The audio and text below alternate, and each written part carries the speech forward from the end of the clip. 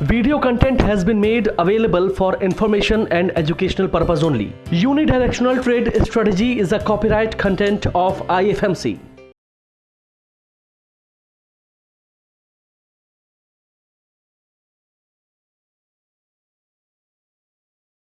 Good morning दोस्तों, स्वागत करता हूं आप सभी लोगों का आर्ट ऑफ इन्वेस्टिंग के पार्ट 2 में। दोस्तों, लास्ट वीक मैंने आप लोगों को समझाया था कि एक मल्टी बैगर अगर पोर्टफोलियो हमको क्रिएट करना है तो उसके लिए हमारे को 6 स्टेप्स मैंने आपको बताए थे। एक फटाफट मैं रिकैप कर देता हूं।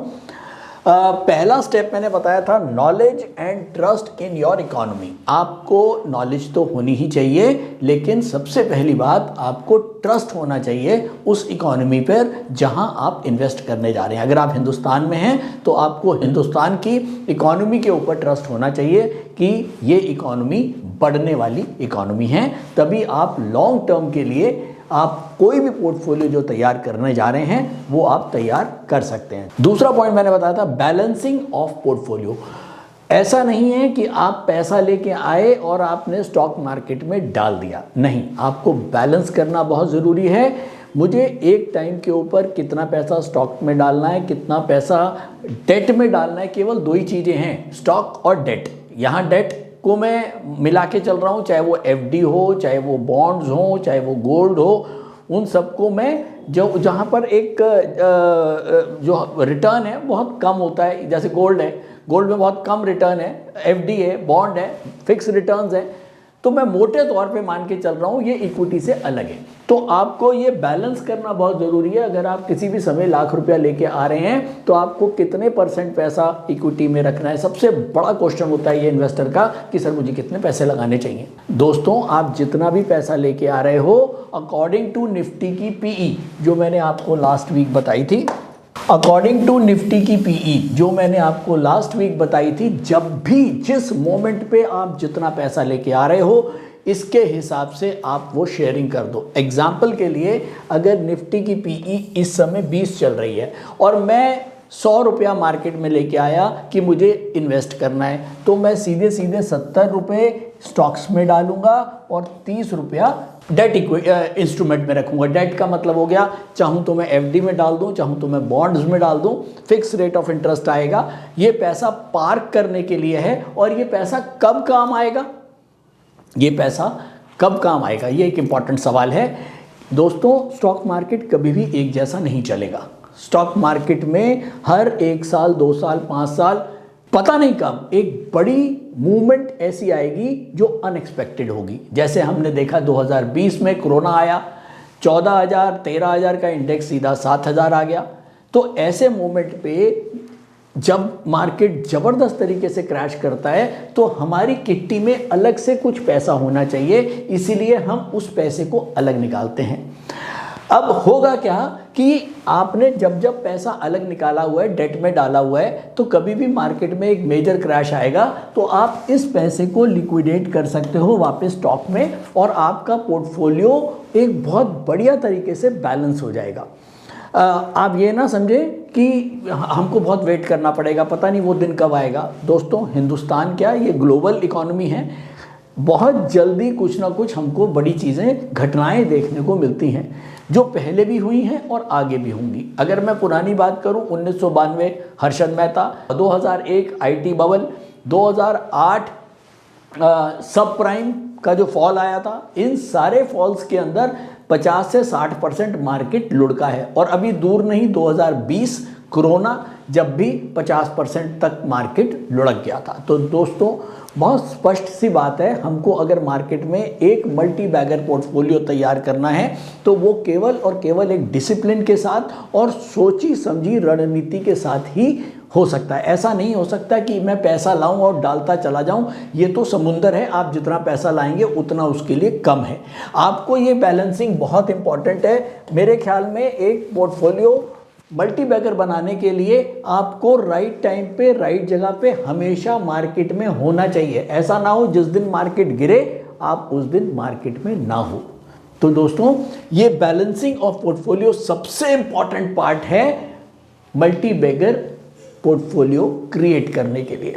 तीसरे पॉइंट पे चलते हैं। तीसरा पॉइंट है रेगुलर इन्वेस्टिंग, जिसको आप SIP भी बोलते हो।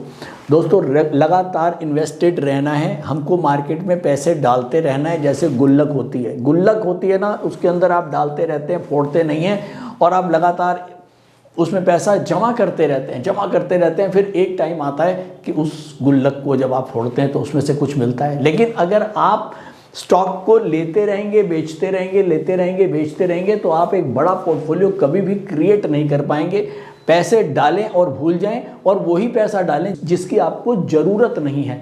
अगर आपने ज़रूरत का पैसा यहाँ पर डालना शुरू कर दिया मल्टी बैगर पोर्टफोलियो बनाने के लिए, तो मल्टी बैगर पोर्टफोलियो नहीं बनेगा, आप जरूर मल्टी बैगर बन जाएंगे।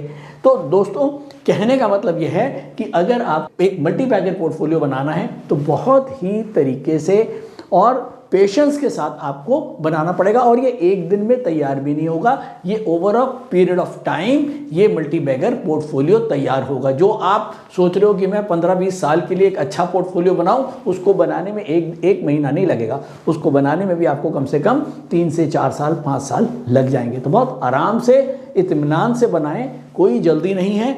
चौथे पॉइंट पे सीधा चल रहा हूँ, सेक्टोरल एनालिसिस। उसके बाद आता है कि मैंने ये भी तय कर लिया कि मुझे कितना पैसा लाना है, और मुझे ये भी तय कर लिया कि मुझे अब कितना पैसा स्टॉक में डालना है। अच्छा, स्टॉक में डालना है तो सबसे पहले आप सेक्टोरल एनालिसिस करें। सेक्टोरल एनालिसिस बहुत सिंपल है, बहुत सिंपल एक काम करता हूँ, मैं आपको फटाफट कुछ सेक्टर्स लिखवा देता हूँ। ये एक वो सेक्टर्स हैं जो आज से 10 साल पहले भी चलते थे, 15 साल पहले भी चलते थे, और आगे भी चलेंगे। बीच बीच में कुछ नए सेक्टर्स ऐड होते रहते हैं, वो आप चाहें तो उनमें थोड़ा बहुत अपना पोर्टफोलियो चेंज कर सकते हैं। लेकिन पुराने जो सेक्टर्स हैं, जो आगे अगले 10-20 साल में चलने वाले हैं, जिनको हम गोल्डन सेक्टर बोलते हैं, वो मैं आपको फटाफट नोट करा देता हूँ, आप नोट करें। अगर मैं सेक्टर्स की बात करूँ तो टोटल 13 मेजर सेक्टर्स हैं। 13 मेजर सेक्टर में पहला हो गया ऑटो, उसके बाद IT, उसके बाद FMCG, banking, cement, steel, construction, capital goods, engineering, pharma, power, financial services और केमिकल्स। केमिकल्स मैंने लास्ट इसमें रखा है कि आजकल ये केमिकल जो सेक्टर है, ये मैं आज के परिवेश में ले रहा हूँ, क्योंकि इस समय EV का काम चल रहा है। EV में बहुत सारा बैटरी का काम है, केमिकल्स का काम है, पैकेजिंग बहुत ज़्यादा हो रही है। तो 2 नए सेक्टर्स इस समय जुड़े हुए हैं, पैकेजिंग और केमिकल्स, इसलिए मैंने इनको लास्ट में लिया है। क्योंकि ये वाले जो ऊपर वाले सेक्टर्स हैं, वो वाले तो चलते रहेंगे और चेंज होते रहेंगे, और उनमें जो ऊपर वाले सेक्टर हैं वो सारे के सारे एक वो सेक्टर्स हैं जो बहुत सालों से चलते आ रहे हैं और आगे भी चलेंगे। लेकिन बीच बीच में कुछ सेक्टर्स नए आते रहेंगे और जाते रहेंगे। करंट में केमिकल्स और पैकेजिंग थोड़ा सा कुछ ज़्यादा जोर है EV की वजह से, लेकिन आप ऊपर के जितने भी सेक्टर्स हैं उनको मान के चलें कि ये एक लॉन्ग टर्म सेक्टर्स हैं, इनमें लॉन्ग टर्म ग्रोथ है, और इंडिया एक डेवलपिंग कंट्री है, और इन सेक्टर्स के अंदर अगर इंडिया ग्रो कर रहा है तो ये सेक्टर भी ग्रो करेगा। तो इस सेक्टर्स के आप वो स्टॉक्स, अब मैं आ रहा हूं वापस अगले पॉइंट पे, इन सेक्टर्स के ये जो 12 और 13 सेक्टर्स मैंने आपको लिखवाए हैं, इन सेक्टर्स के अब आप क्या करेंगे, वो स्टॉक्स को चुनेंगे जिनके फंडामेंटल पैरामीटर्स बहुत अच्छे हैं, यानी कि उनके फंडामेंटल एनालिसिस के जो पैरामीटर्स हैं, जो उनके कंपनी के जो फंडामेंटल्स हैं, फंडामेंटल डाटा है, वो अच्छा होना चाहिए लॉन्ग टर्म इन्वेस्टिंग के हिसाब से। क्योंकि यहाँ पर हम मोमेंटम ट्रेडिंग नहीं कर रहे हैं, हम पोजिशनल ट्रेडिंग नहीं कर रहे हैं, हम लॉन्ग टर्म के लिए स्टॉक्स को चुन रहे हैं। तो ऑब्वियसली हम उन स्टॉक्स को चुनेंगे जिन स्टॉक्स के फंडामेंटल डाटा बहुत बढ़िया हैं। इसके ऊपर मैं अभी आगे बात करूंगा कि वो स्टॉक्स हमको कैसे चुनने हैं, कौन कौन से फंडामेंटल पैरामीटर्स हैं जो हम फंडामेंटल एनालिसिस में पढ़ते भी हैं और जिसको हम यूज़ करते हैं, और कैसे हम उनको आसानी से देख के एक अपना जजमेंट क्रिएट कर सकते हैं और एक ओपिनियन क्रिएट कर सकते हैं किसी भी पर्टिकुलर स्टॉक के लिए। उसके बाद लास्ट आता है type of portfolio. Type of portfolio large cap, mid cap और स्मॉल कैप। बहुत ज़्यादा एग्रेसिव हैं तो स्मॉल कैप में जाएंगे, और बहुत ज़्यादा कंजर्वेटिव हैं तो लार्ज कैप में जाएंगे। तो चलिए, तो सेक्टर्स की छटाई तो कर ली, अब सेक्टर की छटाई के बाद आता है कौन कौन से फंडामेंटल पैरामीटर्स होते हैं जो हमको स्टॉक को जज करने में हेल्प करते हैं, वो मैं क्विक लुक दे रहा हूँ, फटाफट चाहें तो नोट कर लें। और फंडामेंटल एनालिसिस जब हम पढ़ते हैं तो इन पैरामीटर्स को हम पढ़ते हैं। मैं समझ रहा हूँ ये आपके लिए थोड़े से कम्बरसम हो सकते हैं, लेकिन इतने भी कम्बरसम नहीं है जो आप समझ ना पाएं। देखिए बहुत सिंपल, मैंने इसको दो भागों में बांट दिया है। एक भाग कर दिया मैंने सेफ्टी पैरामीटर्स और दूसरा भाग मैंने कर दिया है वैल्यू पैरामीटर्स। दोस्तों वैल्यू हो या सेफ्टी हो, पैरामीटर्स तो सारे फंडामेंटल हैं। हमने अपनी आसानी के लिए इनको ये इस तरह से अलग डिवाइड किया है कि हमको ये आइडिया लगे कि एक कंपनी लॉन्ग टर्म के लिए सेफ है या नहीं है, उसके कौन कौन से हम फंडामेंटल वैल्यूज़ को देखें या कौन कौन से फंडामेंटल पैरामीटर्स को देखें जो हमको ये इशारा करे कि हाँ ये कंपनी बेटर है, लॉन्ग टर्म के हिसाब से सेफ है। यहाँ पर अभी ये बात नहीं आ रही है कि वो कितना रिटर्न दे रही है, लेकिन हाँ वो सेफ है। हमें जब लॉन्ग टर्म की बात करते हैं तो हमें सेफ्टी ज़्यादा ज़रूरी है, क्योंकि हमारे पैसे पे चाहे रिटर्न कम आ जाए लेकिन पैसा डूबना नहीं चाहिए। ये हमारा पहला क्राइटेरिया होता है। तो सेफ्टी पैरामीटर्स में हमने सबसे ऊपर रखा है मार्केट कैप। जिस कंपनी की मार्केट कैप जितनी ज़्यादा होगी वो उतनी ज़्यादा सेफ हो सकती है। देखिए यहाँ पर 100% तो कुछ नहीं हो सकता, लेकिन हाँ हम इन पैरामीटर्स को रीड करके एक ओपिनियन बेटर बना सकते हैं। देखिए इन्वेस्टिंग एक ऐसी चीज़ है जो आप अगर एक बार नॉलेज ले लेंगे ना, वो आपको सारी उम्र काम आएगी। तो इसको बहुत ज़्यादा कम्बरसम निगाहों से ना देखें, ये बहुत सिंपल चीज़ें हैं जिनको मैं बहुत सिंपल तरीके से आपको समझाऊंगा। चलिए एक काम करते हैं, पहले क्विक लुक लेते हैं एक फटाफट इन पैरामीटर्स का। दूसरा हमने लिया है ROC, return on capital employed. कितना आपका, आप ये पैरामीटर हमको ये बताता है कि आपने जितनी कैपिटल लगाई है उसके हिसाब से आपकी कितने रिटर्न आ रही है।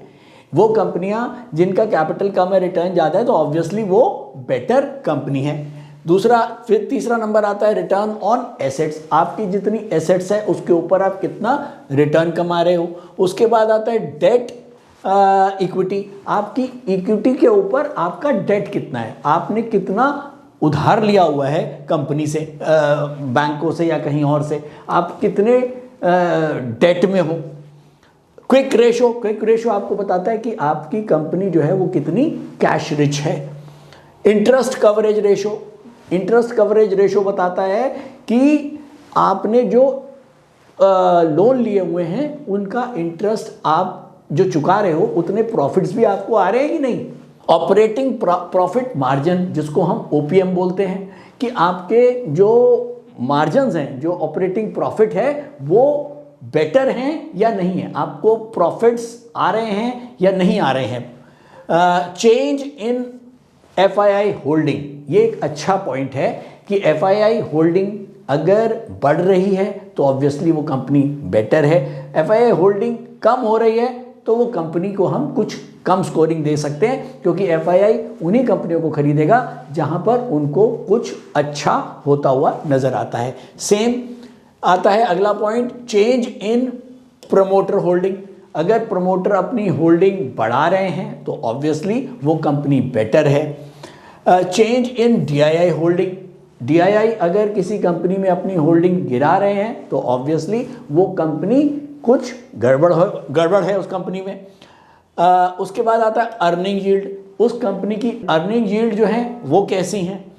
फिर dividend pay out,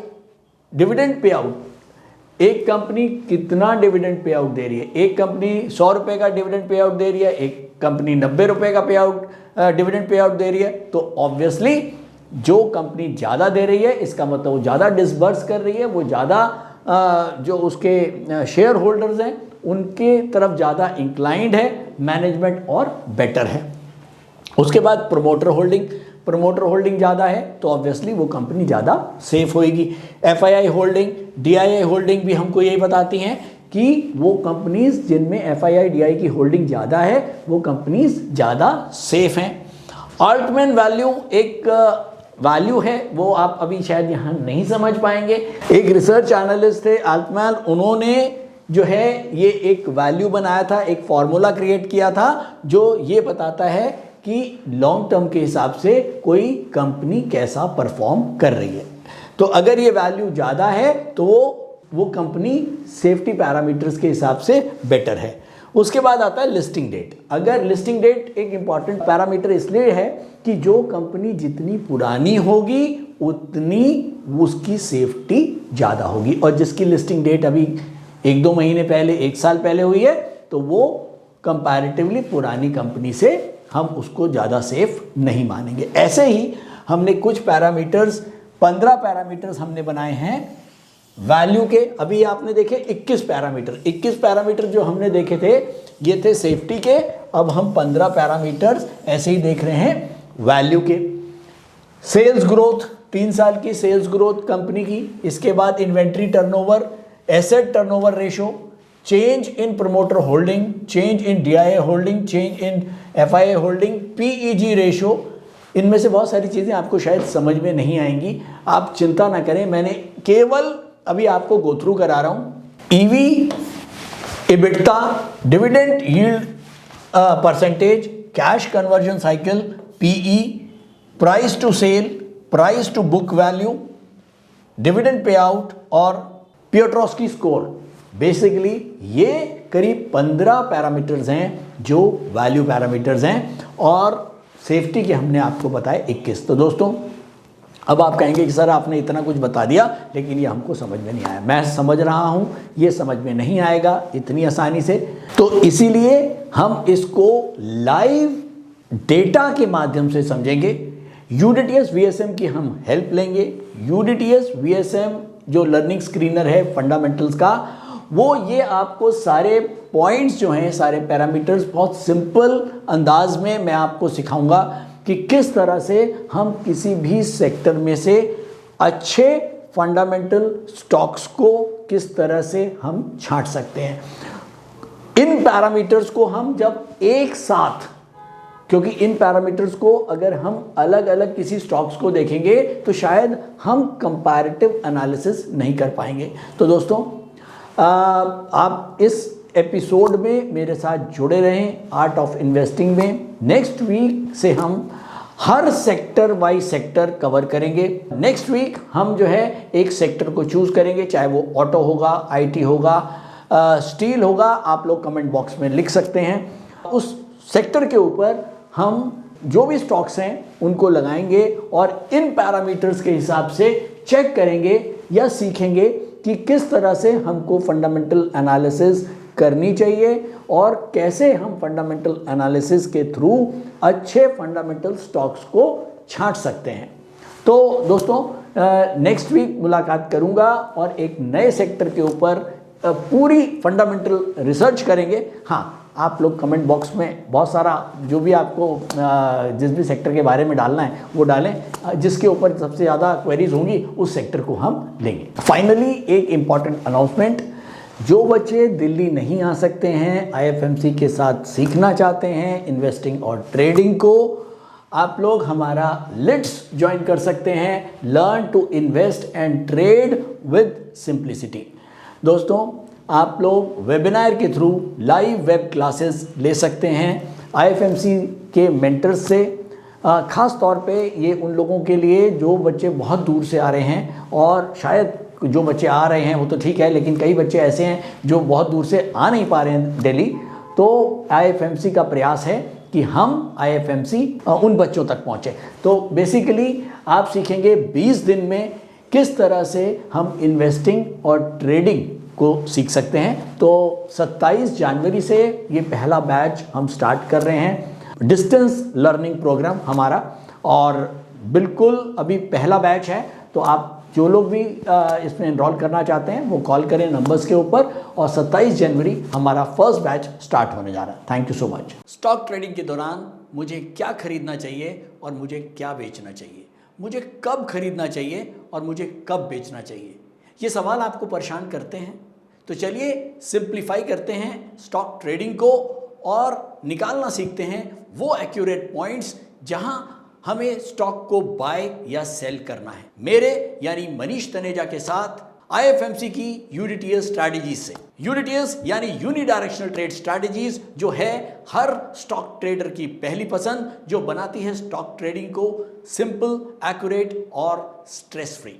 UDTS strategies सभी इंटरवल्स पे काम करती है, चाहे वो इंट्राडे हो, पोजिशनल हो या लॉन्ग पोजिशनल हो। मेरे 26 सालों के एक्सपीरियंस और एक्सपर्टीज का निचोड़ है यूडीटीएस। IFMC की लोकप्रियता का राज है उसकी copyright strategies, and IFMC is unchallenged leader in stock market education. IFMC is now a school of 10 million learners, awarded twice by Delhi City Icon Awards. So let's begin UDTS online course by IFMC.